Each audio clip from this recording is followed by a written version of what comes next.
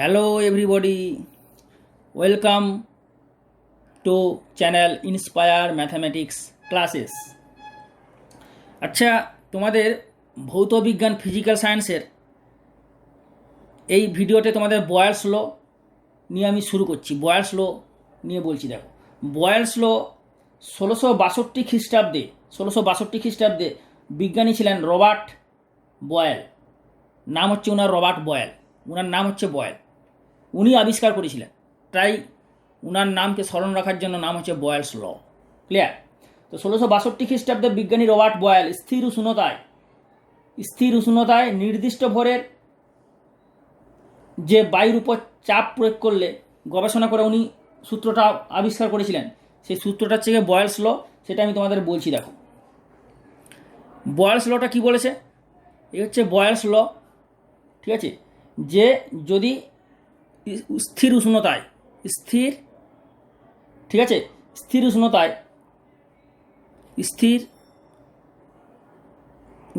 মানে উষ্ণতাটা কিন্তু কনস্ট্যান্ট। আমি তোমাকে প্রথমেই বলেছিলাম যে গ্যাসের আয়তনটা কিন্তু বলার সময় চাপ এবং উষ্ণতাটা অবশ্যই মেনশন করতে হয়। গ্যাসের আয়তন চাপ এবং উষ্ণতার উপর অবশ্যই নির্ভরশীল। সুতরাং গ্যাসের আয়তন স্থির উষ্ণতায় এবং নির্দিষ্ট ভরের গ্যাসের আয়তন স্থির উষ্ণতায় নির্দিষ্ট ভরের গ্যাসের আয়তনটা লিখে নাও, মনে রাখবেন। স্থির উষ্ণতায় নির্দিষ্ট ভরের গ্যাসের আয়তন গ্যাসটির চাপের সঙ্গে ব্যস্তানুপাতে পরিবর্তিত হয়। ওই গ্যাস, ঠিক আছে, গ্যাসটির চাপের সঙ্গে ব্যস্তভেদে পরিবর্তিত হয়। ব্যস্তানুপাতে বা ব্যস্তভেদে পরিবর্তিত হয়। ক্লিয়ার? আমি বলছি, একবার মুখে লিখে নাও।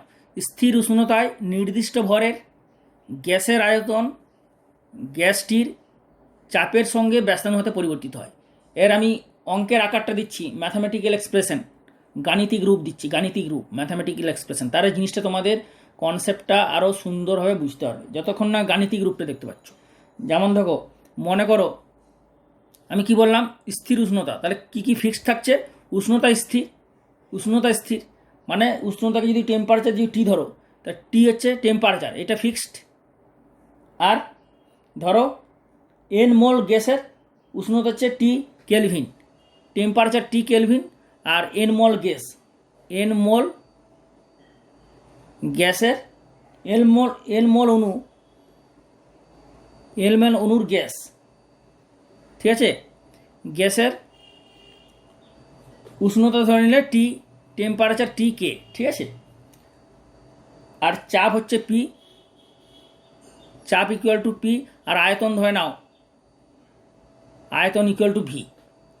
তাহলে কী নিলে? এন মোল অণুর গ্যাস কী হচ্ছে? গ্যাসের তো সব কিছু অণুর উপর ডিপেন্ড করছে। গ্যাসের যে আয়তন, গ্যাসের চাপ, সেগুলো সে কার উপর ডিপেন্ড করছে? এন মোল অণু, ভেতরে অণুর মধ্যে। তাহলে অণুটা ধরে নাও এন মোল অণু।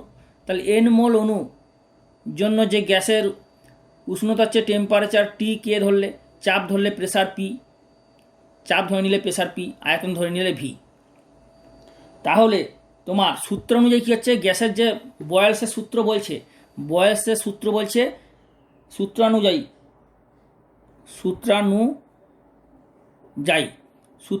হচ্ছে আয়তন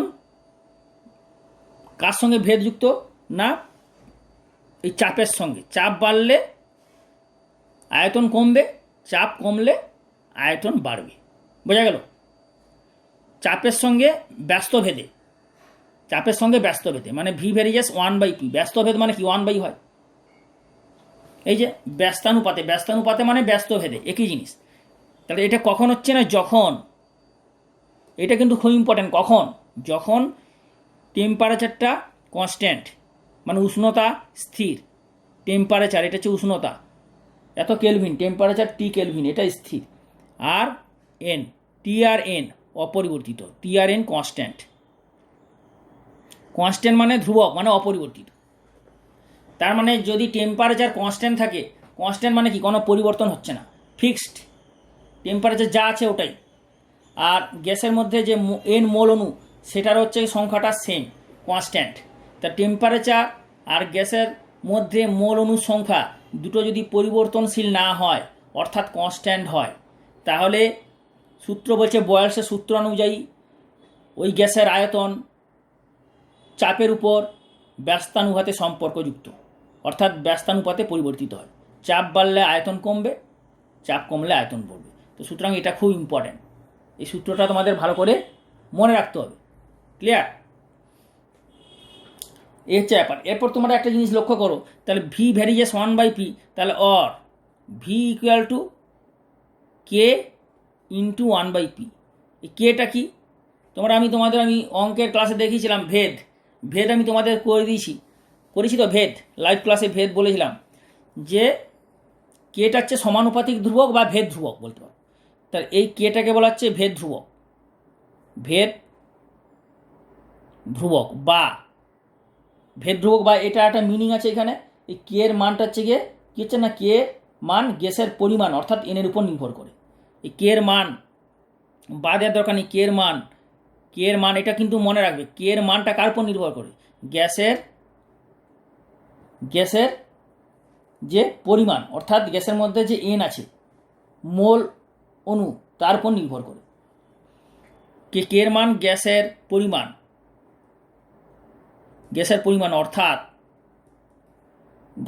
অর্থাৎ এনের উপর নির্ভরশীল, এনের উপর নির্ভর করে। গ্যাসের পরিমাণ মানে কি, গ্যাসের মধ্যে যে অণু আছে অর্থাৎ এন হচ্ছে কি, এই যে আমি বললাম যে এন হচ্ছে এন মোল অণু, গ্যাসের পরিমাণ মানে কি এন মোল অণু, তাহলে গ্যাসের পরিমাণ এন মোল অণুর উপর নির্ভর করছে কে এর মানটা, এটা মনে রাখবে। তাহলে V equal to K into 1/p, বোঝা গেল? এরপর দেখো ভি ইকুয়াল টু 1/p, তাহলে পাশাপাশি এটা যদি তুমি গুণ করে দাও তাহলে এটা কি পাবে, পাশাপাশি গুণ করে দিলে মানে v into p equal to k, তুমি এইখান থেকে তাহলে কী পেয়ে যাচ্ছে, v into p equal to k or PV equal to k, এটা তুমি পেয়ে গেলে পিভি ইকুয়াল টু কে। এখন তোমাদের আমি একটা জিনিস দেখাচ্ছি, দেখো মনে করো এ একটা হচ্ছে গিয়ে পাত্র, এর মধ্যে উষ্ণতা স্থির, টেম্পারেচার মানে টেম্পারেচার এটা হচ্ছে কি ফিক্সড কনস্ট্যান্ট আছে।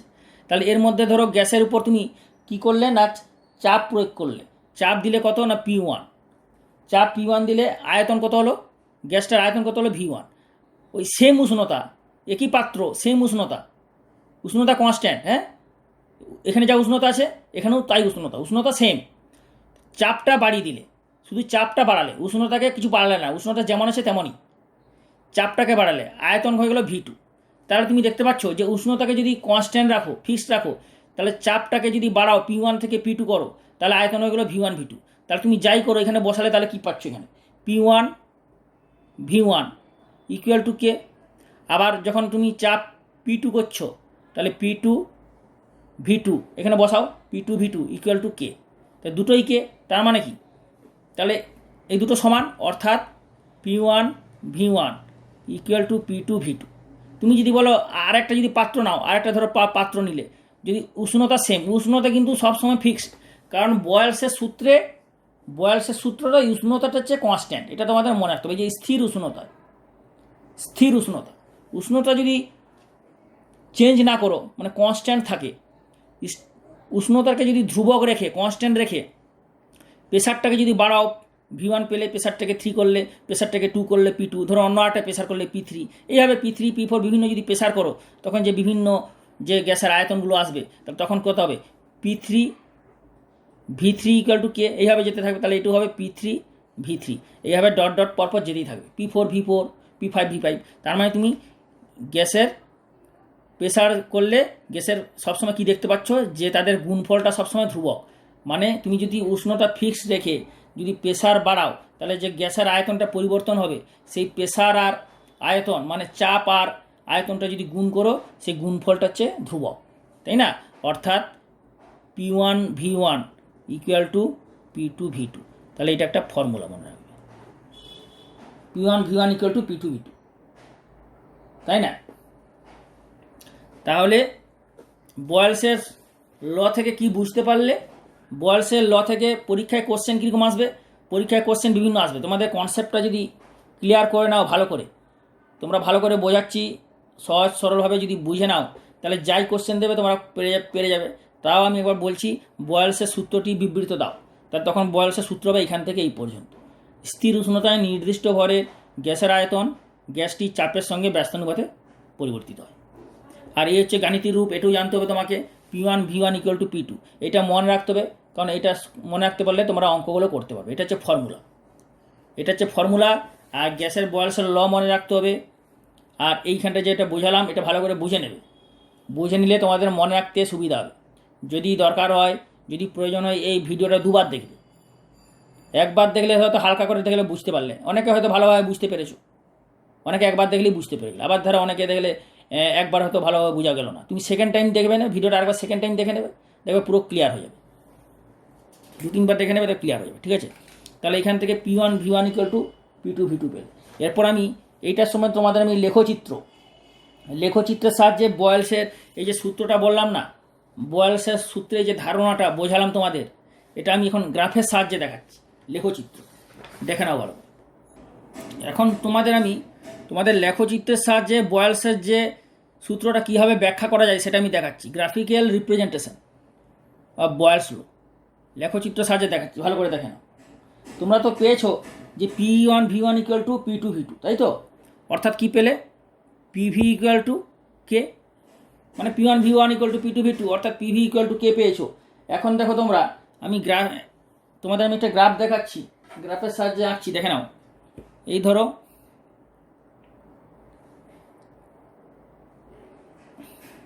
এটা হচ্ছে যে এটা এই যে ওয়াই এক্সিস, আর এটা ধরে নাও, এক্স অক্ষ। তো এটা হচ্ছে এক্স অক্ষ, এটা ওয়াই অক্ষ। তাহলে এক্স অক্ষ বরাবর ধরবে, হ্যাঁ, এক্স অক্ষ বরাবর তুমি ধরে নাও আয়তন। এখানে কি এক্স অক্ষ ওয়াই অক্ষ, তোমরা তো অঙ্কে শিখেছো এক্স অক্ষ, এটা ওয়াই অক্ষ, এটা PV ইকুয়াল টু কে। তাহলে ভি হচ্ছে একটা, ভি তো পরিবর্তনশীল, পিও পরিবর্তনশীল। এখানে ধ্রুবক কোনটা? কনস্ট্যান্ট হচ্ছে উষ্ণতা কনস্ট্যান্ট, আর এন, এই যে টি আর এন মোল অনুসংখ্যা কনস্ট্যান্ট, আর টেম্পারেচার টি কেলভিন এটা কনস্ট্যান্ট, এই দুটো কনস্ট্যান্ট। তাহলে পিভি ইকুয়াল টু কে পাচ্ছ, কে কনস্ট্যান্ট, আর পি হচ্ছে চলরাশি, ভি চলরাশি। কেন চলরাশি বলছি না, পি পরিবর্তন হয়, চাপ পরিবর্তন হয়, ভি পরিবর্তন হয়, চাপ বাড়লে ভি কমছে, চাপ কমলে ভি বাড়ছে, তাই তো? তাহলে এই অক্ষ বরাবর, এক্স অক্ষ বরাবর তুমি ভি ধরলে, এইবার অক্ষ বরাবর এটাকে, এই অক্ষ বরাবর ধরে তুমি এটাকে ধরলে ভি, এটা হচ্ছে এক্স অক্ষ, আর এটা হচ্ছে ওয়াই অক্ষ। তাহলে এটা হচ্ছে মূল বিন্দু, আর এই বরাবর তাহলে তুমি ধরে নিলে এটাকে ভি, মানে আয়তন। ভালো করে বোঝো, এটা হচ্ছে আয়তন ধরলে, এক্স অক্ষ বরাবর তুমি এটাকে আয়তন ধরলে, তাই তো? এখানে দেখো চাপ কি, চাপ ধরো এই বরাবর তুমি ওয়াই অক্ষ বরাবর চাপ নিলে, ঠিক আছে? ওয়াই অক্ষ বরাবর চাপ নিলে, তাহলে এই বরাবর যদি চাপ নাও, এটা কি হচ্ছে, এই বরাবর নিলে চাপ, ঠিক আছে? এই বরাবর চাপ নিলে, তাহলে এই বরাবর তুমি নিচ্ছ চাপ মানে পি, তাহলে ওয়াই অক্ষ বরাবর নিচ্ছ চাপ, প্রেসার পি, আর এই বরাবর এক্স অক্ষ বরাবর নিলে আয়তন। তুমি এখন একটা জিনিস লক্ষ্য করো যে পি আর ভি কি সম্পর্কযুক্ত? ভেদ সম্পর্কযুক্ত। তো যে দুটো রাশি ভেদ সম্পর্কযুক্ত হয়, ব্যস্তানুভৌতিক সম্পর্কযুক্ত, ব্যস্ত ভেদে থাকে, সেই দুটো রাশি গুণ করলে ধ্রুবক হয়। তাহলে গুণ করলে ধ্রুবক, তাই মানে হচ্ছে কি ব্যস্ত ভেদে সম্পর্কযুক্ত। তাহলে এখন তুমি এই বরাবর ভি নিয়েছো, এই বরাবর পি নিয়েছো, এর যে গ্রাফটা হবে, এর গ্রাফটা হবে এই বরাবর। কোনো দুটো রাশি যদি ব্যস্তভেদে থাকে, তাহলে কি হয়, একটা বাড়লে একটা কমে, একটা কমলে একটা বাড়ে। যেমন এখানে পি বাড়লে ভি কমবে, পি কমলে ভি বাড়বে, অর্থাৎ ওই দুটো রাশি গুণ করলে ধ্রুবক হবে। তা তাদের গ্রাফটা হবে এই বরাবর, দেখে নাও ভালো করে, এই বরাবর।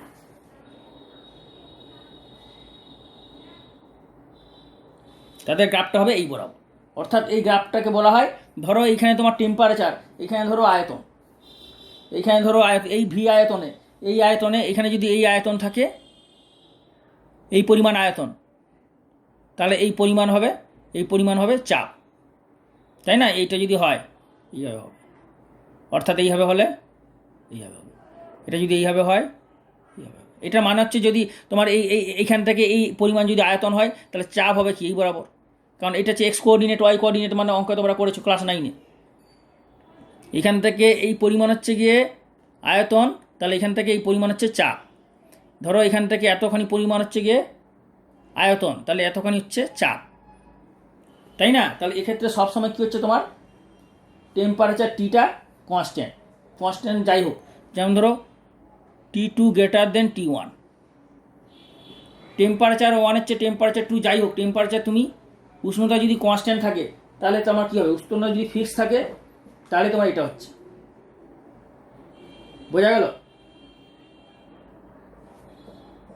মানে এইটা ধরো একটা উষ্ণতা হচ্ছে, তোমাদের দেখালাম, এটা হচ্ছে টি উষ্ণতা, এটা হচ্ছে T1 উষ্ণতা, এই উষ্ণতাটা কত T1, এর উষ্ণতা হচ্ছে T1 হলো, এই গ্রাফটা হলো T1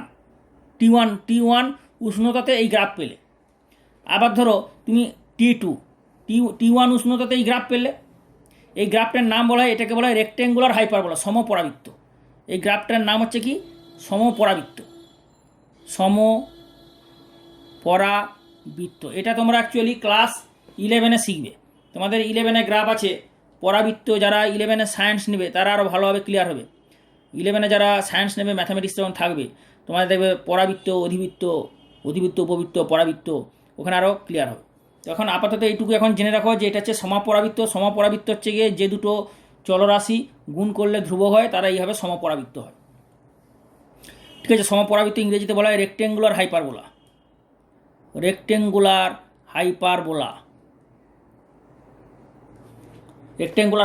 ঠিক আছে, তাহলে যখন টেম্পারেচার T1 টেম্পারেচারে এই সমপরাবৃত্তর গ্রাফ পেলে, মানে পিভির মধ্যে ভলিউম আয়তন এবং প্রেসার, অর্থাৎ আয়তন এবং চাপের মধ্যে এই সম্পর্ক, এই গ্রাফটা পেলে। আবার যখন চাপ উষ্ণতা যদি বাড়িয়ে দেওয়া হয়, ধরো T2 উষ্ণতা, অন্য একটা উষ্ণতাতে, এই T1 উষ্ণতাতে এই গ্রাফ পেয়েছো। এবার T2 যদি উষ্ণতা হয়, যেখানে T2 উষ্ণতাটা T1-এর চেয়ে বেশি, এটা তাহলে হয়ে গেল T1 ডিগ্রি সেন্টিগ্রেড উষ্ণতা, অর্থাৎ এইটা হয়ে গেল T1 ডিগ্রি সেন্টিগ্রেড উষ্ণতা। ঠিক আছে, আরেকটা গ্রাফ হবে যদি অন্য একটা টেম্পারেচার হয়, ধরো T2, তখন গ্রাফটা এইভাবেই হবে, উপরে থাকবে, এইটা হয়ে যাবে T2 ডিগ্রি সেন্টিগ্রেড উষ্ণতা। কারণ T2-র মান কি, T2-র মান T1-এর থেকে বেশি, তাহলে এর গ্রাফটাও হবে উপরে, আর এই গ্রাফটা হবে নিচে, কারণ T1 মানটা কম, T1-এর যে টেম্পারেচার এর মানটা কম, ওই জন্য গ্রাফটা হবে নিচে, গ্রাফটা হবে উপরে। বোঝা গেল? যদি T3 হয়, তাহলে T3 গ্রাফটা হবে, এর আরেকটা গ্রাফ হবে, ধরো এটা গ্রাফ আরেকটা T3 হলো বা T4 হলো, তার উপরে যাবে কম। এবারটা পুরো ক্লিয়ার হলো, বুঝতে পারলে? এই গ্রাফটার নাম হচ্ছে সমপরাবৃত্ত, গ্রাফটা এইভাবে আসছে। এটা হচ্ছে গিয়ে আয়তনের সঙ্গে চাপের সম্পর্কের graph, PV equal to constant, PV equal two ধ্রুবক।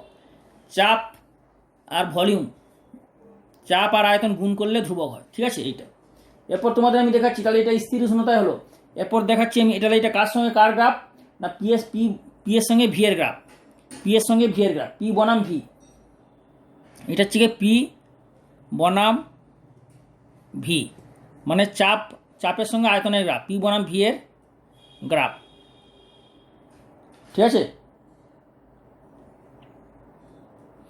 পি এর সঙ্গে ভি এর গ্রাফ হলো, পি বনাম ভি। এরপর তোমাদের আমি দেখাচ্ছি যে পিভির সঙ্গে পি এর গ্রাফ, মানে পিভি ইকুয়াল টু, এটা তো কনস্ট্যান্ট। তোমার আরেকটা আমি গ্রাফ দেখাচ্ছি, পিভি ইকুয়াল টু কী পেয়েছো, কে। তাহলে এই হচ্ছে তোমাদের এক্স অক্ষ, আর এটা হচ্ছে গিয়ে ওয়াই অক্ষ, তাই তো। দেখো এই অক্ষ, এটা তো ছিল মূল বিন্দু, এখানেও তাই মূল বিন্দু হলো, ধরো অরিজিন মূল বিন্দু, এটা হলো মূল বিন্দু। এখন আমরা বলছি যে এই বরাবর এক্স অক্ষ বরাবর নিলে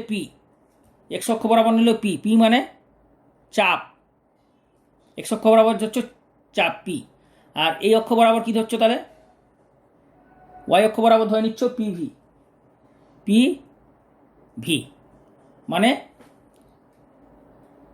স্থির উষ্ণতায় টি কিন্তু কনস্ট্যান্ট, সবসময় মনে রাখবে টি আর এন এই দুটো কনস্ট্যান্ট, উষ্ণতা এবং এন মোল অণু এই দুটো কনস্ট্যান্ট। তাহলে চাপের সঙ্গে চাপ বনাম পিভির যে গ্রাফ আঁকছি, এটা ছিল আয়তন বনাম ভি পি, চাপ বনাম পি, চাপ বনাম ভি, তাই তো, পি বনাম ভি, এটা হচ্ছে গিয়ে চাপ বনাম পিভি গ্রাফ, দেখে নাও। তা এখানে তুমি এই গ্রাফটা কী হবে না, চাপ যাই করো, চাপ ধরে একটা চাপ আছে, চাপ করলে কি হচ্ছে, পিভির মান তো কনস্ট্যান্ট, তুমি একটা চাপ আছে, একটা চাপ করলে সেই চাপে পিভির যে মান পেলে, ঠিক আছে, তাই না, একটা চাপ করলে পিভির তো একটা মান পাবে, একটা স্থির উষ্ণতায় ধরো, তাহলে পিভি কী হচ্ছে, পিভির মান এটা, পিভির মান ধরো এইটা, এইটা হচ্ছে গিয়ে পিভির গ্রাফ, অর্থাৎ এই চাপ হলে পিভি এইটা, মানে এই পরিমাণ চাপ, এই পরিমাণ যদি চাপ হয়, এই পরিমাণ চাপ হলে পিভির পরিমাণ এটা, এখান থেকে এইটা, কারণ এইটা হচ্ছে পিভি, এই বরাবর পিভি অক্ষ, তাহলে এটা হচ্ছে পিভি, এই বরাবর চাপ হলে এইটা হচ্ছে পিভি, এই বরাবর চাপ হলে এইটা হচ্ছে পিভি, অর্থাৎ তুমি চাপ যাই বাড়াও, তাহলে ওই চাপ আর আয়তনের গুণফলটা হচ্ছে ধ্রুবক, মানে পিভি কনস্ট্যান্ট, পিভি তো constant, P into V constant, ওই জন্য এটা ফিক্সড সবসময়, এটা পিভি কিন্তু সবসময় ফিক্সড, এটা তো বাড়ছে না কমছে, কিন্তু চাপ এইটা হবে, চাপ বাড়ছে ক্রমশ। চাপের সঙ্গে পিভি সম্পর্ক হচ্ছে, এইটা হচ্ছে গ্রাফ হলো, এটা ধরে নাও T1 ডিগ্রি সেন্টিগ্রেড উষ্ণতা তুমি যদি বাড়িয়ে দাও তখন গ্রাফটাও চেঞ্জ হয়ে যাবে, ধরো এই উষ্ণতা, এটা হচ্ছে T2 ডিগ্রি সেন্টিগ্রেড, তো T2 ডিগ্রি সেন্টিগ্রেড উষ্ণতায় তখন গ্রাফ হয়ে যাবে কি না, এই গ্রাফটা হয়ে যাবে, তখন হচ্ছে পিভির পরিমাণটা এতখানি, এটা হচ্ছে পিভি, এই চাপে এই পিভি, এই চাপে এই পিভি, এই চাপে এই পিভি, এই চাপে এই পিভি, বোঝা গেল। তাহলে এটা হচ্ছে গিয়ে কার গ্রাফ হলো, পিভি বনাম পি এর গ্রাফ, পিভি বনাম পি এর গ্রাফ হলো এটা। আশা করি তোমরা ভালো বুঝতে পেরেছো ক্লিয়ারলি, ওকে।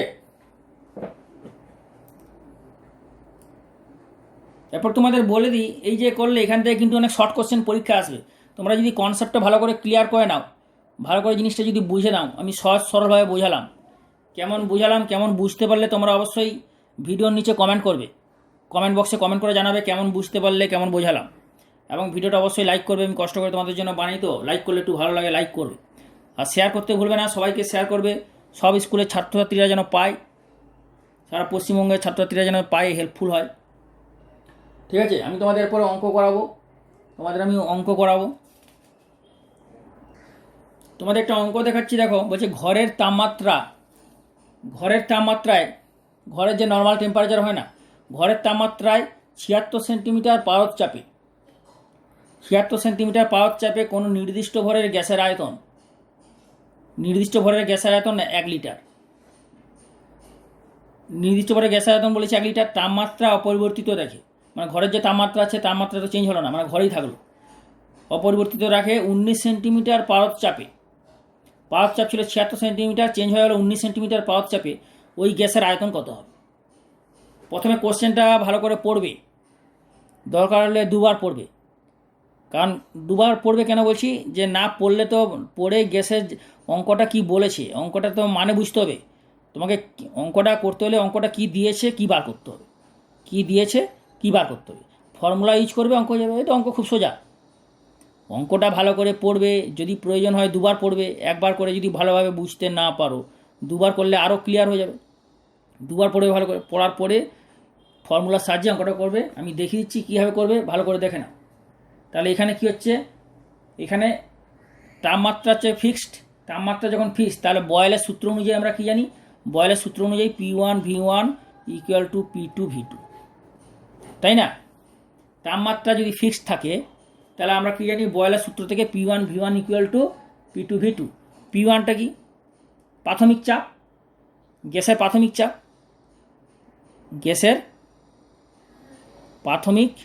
চাপ, তা গ্যাসের প্রাথমিক কত চাপ ছিল, 76 সেন্টিমিটার পারদ চাপ, 76 সেন্টিমিটার পারদ চাপ মানে H G, mercury H G মানে পারদ, পারদ চাপ হলো P2, কি P2 ইকুয়াল টু পরিবর্তিত চাপ,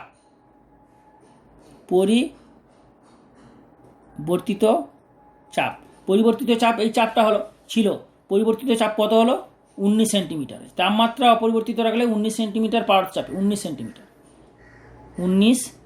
সেন্টিমিটার পারদের চাপ।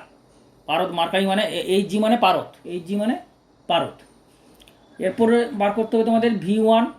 তাহলে V1টা ইকুয়াল টু, যখন গ্যাসের প্রাথমিক চাপ ছিল P1 তখন V1 কত না 1 লিটার ছিল, গ্যাসের আয়তন 1 লিটার, তাহলে V1 ইকুয়াল টু 1 লিটার। ওকে, প্রাথমিক আয়তন, এটা হচ্ছে প্রাথমিক আয়তন। আর তাহলে যখন P2 হলো, চাপটা যখন পরিবর্তন হয় 19 সেন্টিমিটার হলো, তখন V2টা কত, সেই V2টা তোমাকে বার করতে হবে, অর্থাৎ পরিবর্তিত আয়তনটা কত হবে, এটি হচ্ছে কোশ্চেনে বলেছে যে P1 গ্যাসের প্রাথমিক চাপ 76 সেন্টিমিটার, তখন V1 ছিল 1 লিটার, পরিবর্তিত মানে গ্যাসের প্রাথমিক, এটা হচ্ছে গ্যাসের প্রাথমিক আয়তন, তাই না, গ্যাসের প্রাথমিক আয়তন মানে initial volume of the gas, গ্যাসের প্রাথমিক আয়তন। যখন চাপটা পরিবর্তন হলো 76 থেকে 19 হলো, সেটাকে নাম দিলে P2, 19 সেন্টিমিটার পারদ স্তম্ভের চাপ, তখন আয়তনও পরিবর্তন হবে, সেটা কত হবে না এই ফর্মুলা সাজিয়ে পেয়ে যাবো, খুবই সোজা, মানগুলো বসালেই হবে, এত সোজা অঙ্ক আছে না। তা মান বসাও, P1 কত, P1 হচ্ছে গিয়ে 76, তাই তো, তাহলে 76 ইন্টু V1 কত 1 লিটার হলো, ইকুয়াল টু P2 কত 19 সেন্টিমিটার হলো, ইন্টু V2 কত হবে, এখানে V2 বসিয়ে দাও, তাহলে এখান থেকে V2 কত হবে, তাহলে V2 ইকুয়াল টু 76 ইন্টু 1/19, এটা তোমরা বার করলে কত হবে, 19 4 গুণ করলে 4, 19 4 76, তাহলে 4। এটা একক কত হবে, আয়তনের একক কত ছিল, লিটার, আয়তনের একক যেহেতু লিটার ছিল, তাহলে এটাও তোমার হবে লিটার, তাহলে আয়তন হচ্ছে 4 লিটার। তো নির্ণয় আয়তন অথবা নির্ণয় আয়তন, পরিবর্তিত আয়তন কত পরিবর্তন হবে না 4 লিটার, এটা হচ্ছে উত্তর। বোঝা গেল? এইভাবে অঙ্কটা করতে হবে। নেক্সট কোশ্চেন দেখো, পরের অঙ্ক একটা দেখাচ্ছি, বলছে একটা বেলুনে 95 সেন্টিমিটার পারদ চাপে, মার্কারি এইচ জি মানে পারদের সিম্বল হচ্ছে এইচ জি দিয়ে প্রকাশ করা হয়। একটি বেলুনে 75 সেন্টিমিটার পারদ চাপে, এইচ জি চাপে 0.8 লিটার বাতাস ভরা আছে। একটা বেলুন আছে, বেলুনের মধ্যে কত চাপে না 85 সেন্টিমিটার পারদ চাপে 0.8 লিটার বাতাস আছে, ভরা আছে। উষ্ণতা সমান রেখে, উষ্ণতা তো কনস্ট্যান্ট, উষ্ণতা সমান রেখে চাপটা কমিয়ে 76 সেন্টিমিটার এইচ জি করলে, তাহলে বাতাসের তো আয়তন হবে কতখানি, বাতাস আয়তনটা পরিবর্তন হবে। তো এই অঙ্কটা কীভাবে করবে দেখো, তাহলে প্রাথমিক অবস্থা কী ছিল, প্রাথমিক অবস্থা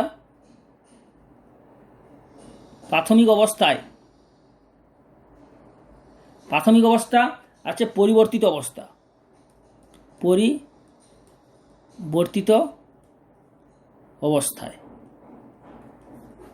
প্রাথমিক অবস্থা মানে যেটা প্রথমে দেওয়া ছিল, আর যেটা চেঞ্জ অবস্থা।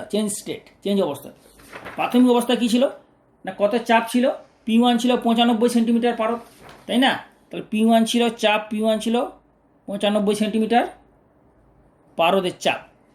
তখন আয়তন কত ছিল, তখন আয়তন ছিল 0.8 লিটার প্রাথমিক অবস্থাতে, বেলুনে এই যে প্রথমে এটা ছিল। তারপর তো উষ্ণতা সমান রেখে চাপ কমানো হলো, চাপ যেটা কমানো হলো সেটা হচ্ছে পরিবর্তিত অবস্থা, কারণ চাপ কমে গেল, পরিবর্তন হলো। তাহলে 95 সেন্টিমিটার পারদ চাপে 0.8 লিটার, তাহলে এখানে V1 হচ্ছে গিয়ে 0.8 লিটার, তাই না। পরিবর্তিত অবস্থা তাহলে P2 কত হচ্ছে,